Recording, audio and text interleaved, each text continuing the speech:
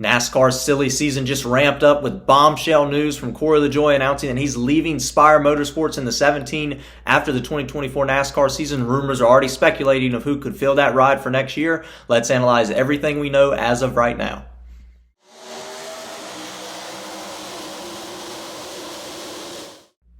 Hello everybody, welcome to Dirty Air. I'm your host Alex Lambert, and let's analyze the breaking news today coming out about Corey Lajoie leaving Spire Motorsports, leaving an open seat in a really important ride. Spire Motorsports, an up-and-coming team. Rodney Childers is going to crew chief that machine next season. That's a big deal in and of itself. Very experienced, very talented crew chief. Let's break down all the information that we know as of right now, which is certainly limited. But let's go ahead and talk about what Corey Lajoie said. He was being interviewed by The Athletic, and this is what he said. He said he won't be driving the 7 car next year, obviously announcing that earlier today at about 2 o'clock. He said he's had a lot of satisfaction and he's really enjoyed being a part of the Spire Motorsports team and building them up to be a respectable team on the grid, but unfortunately the future of that team will not involve him. He said he'll finish the 2024 season strong and continuing to deliver for his partners, sponsorships, and crew, and the guys that work hard to build good cars moving forward. So he also mentions that this chapter will end after Phoenix, which is the final race of the season, and he's excited to see what the Lord has in store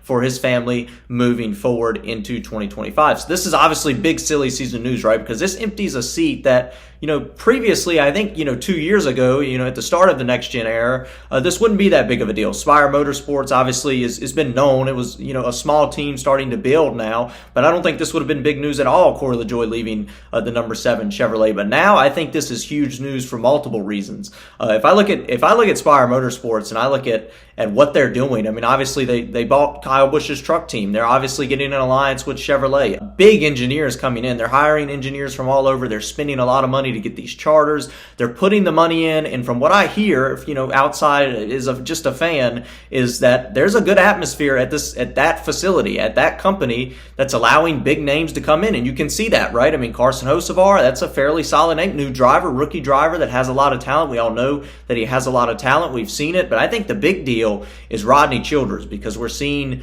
experienced engineers and crew chiefs like Rodney Childers, who I would say is one of the best engineers in the history of NASCAR. He won a championship with Kevin Harvick, won all those races with Kevin Harvick years ago, has a lot of experience. A lot of people would love to have Rodney Childers on the top of a pit box, especially for an up-and-coming team that needs a push. Now they need to fill that driver role in that 7 car. So this is a really big deal for a lot of reasons that Corey Lajoie is leaving. You start to ask the question, where's Corey Lajoie going? Colleague Racing, that's also a Chevrolet team. Daniel Hemrick obviously drives for Colleague right now. There are some rumors that Corey Lajoie would step over and fill that 31 seat. There's no confirmation on that. I don't know entirely how true that is or how possible that could be.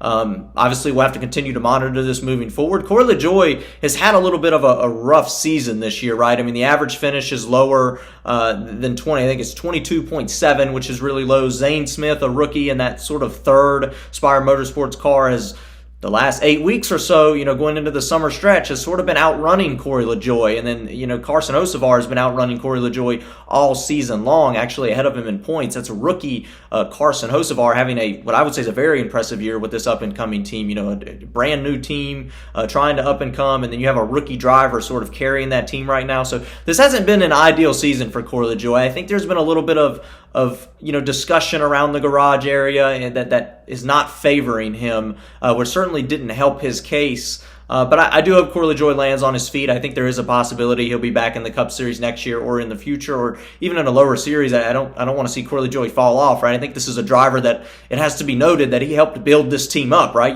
They did this with Corey Lajoie starting. Corey Lajoie might not be able to be in the future plans for this process of building a team, but he certainly helped build up this organization and this company. I think that needs to be noted from Corey Lajoie. I'm a Kyle Busch fan saying this, right?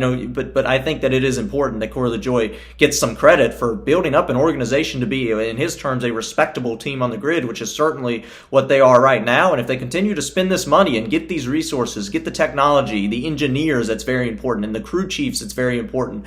they can be a force to reckon with. You see other teams starting to slip a little bit. Colleague, RCR, they're starting to fall back. Spire seems to be the one that's starting to take that place, get up. I don't know if they'll ever be, a Hendrick, a Joe Gibbs, or a Roger Penske team or anything. I'm not saying that, but I think they are a very respectable team right now, and I think they'll continue to grow with their drivers getting more experience. So obviously I think this is a very important open seat. One of the big rumors is Kyle Busch. Could Kyle Busch, let's just discuss some of the drivers that could go to that car, and the big one is Kyle Busch, because Kyle Busch has one more year after this year with his RCR contract, but from what I understand, that contract can be broken if Richard Childress and his team allows it to be broken. So it's sort of in the hands of RC whether he can break that contract and let Kyle Busch go elsewhere. I don't know how possible that is. It's just a rumor that we've been seeing. It's sort of exciting to talk about, if nothing else, right? I mean, even if there's no chance Kyle Busch is leaving RCR, it's exciting to talk about Kyle Busch moving, because Kyle Busch has had a record terrible year for his standards. I mean, not even close to what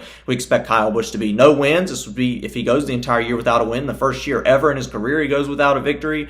His average finish is terrible. He's had a lot of DNFs. You talk about getting into the summer portion of the schedule, multiple DNFs for Kyle Busch. Just been a rough year overall for that 8 team. So it would be, it's sort of exciting to talk about if Kyle Busch could leave RCR, go to another Chevrolet team. He does have history with Spire, right? I mean, he drove for their Xfinity team, or at least a colleague team, which is affiliated with Spire in the Xfinity series. He drove for Spire in the Truck series, so he does have a connection with Spire. He's also driving for Chevrolet now, so Spire Motorsports and Kyle Busch certainly have that connection.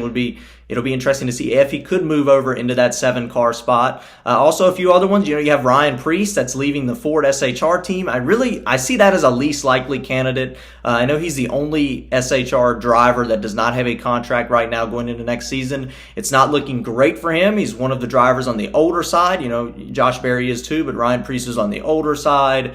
Hasn't had outstanding results. I mean, he's been solid. He's been consistent. Hasn't tore up a lot of equipment, but doesn't really stand out to fans, at least, to get this ride. So to get this Chevrolet ride, I don't see Ryan Preece sort of stepping over. Sam Mayers is one that I think should be discussed, because I think there is a possibility they would move up a driver like Sam Mayer or somebody from the Xfinity series. So you'd have another rookie. But I think what Spire Motorsports really would need is a more experienced driver. So once again, that brings me back to Kyle Busch as that option right now for looking. But once again, all this is just speculation, excitement to talk about, right? I mean, it doesn't mean anything. You're just sort of spitballing here. It's just exciting to discuss where these drivers could go going into the next season. But the reason I think this is one thing that I think really makes this ride very important going into next season is Rodney Childers, because I think that he can take this team and the driver that's driving that car, if they have enough talent, which they should, and excel it to a winning team. I really do think that they can win races. I think they can make the playoffs with this team with Rodney Childers, because what he's done in the past is exceptionally impressive. So that obviously makes it exciting for somebody like Busch or Sam Mayer to come in, because I do think that Rodney Childers